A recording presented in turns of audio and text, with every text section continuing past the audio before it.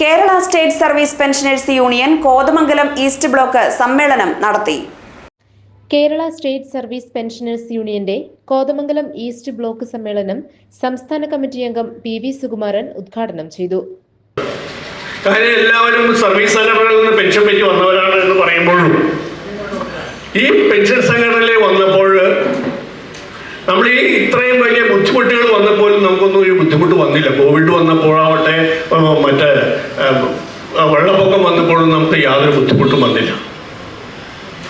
അപ്പൊ നമ്മൾ ഇറങ്ങി തിരിച്ചാൽ സംഘടനാ ബോധത്തിൽ ഒരു പ്രത്യേക നമ്മൾ ചോദിച്ചാലേ കിട്ടുള്ളൂ, ചോദിക്കാതെ ഒന്നും കിട്ടില്ല.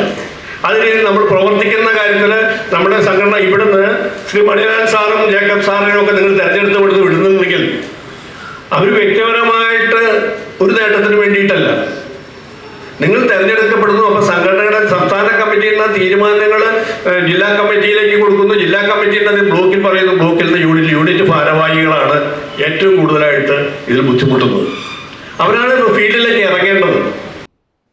ബ്ലോക്ക് പ്രസിഡന്റ് CV ജേക്കബ് അധ്യക്ഷത വഹിച്ചു.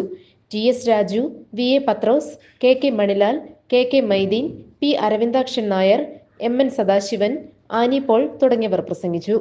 പെൻഷൻ പരിഷ്കരണ പരിപാടികൾ ത്വരിതപ്പെടുത്തുക, DA കുടിശ്ശിക ഒറ്റത്തവണയായി അനുവദിക്കുക, മെഡിസെപ് പരിഷ്കരിച്ച് നടപ്പാക്കുക, കേന്ദ്ര സർക്കാരിന്റെ പ്രതികാര നടപടികൾ അവസാനിപ്പിക്കുക തുടങ്ങിയ ആവശ്യങ്ങൾ സമ്മേളനം ഉന്നയിച്ചു.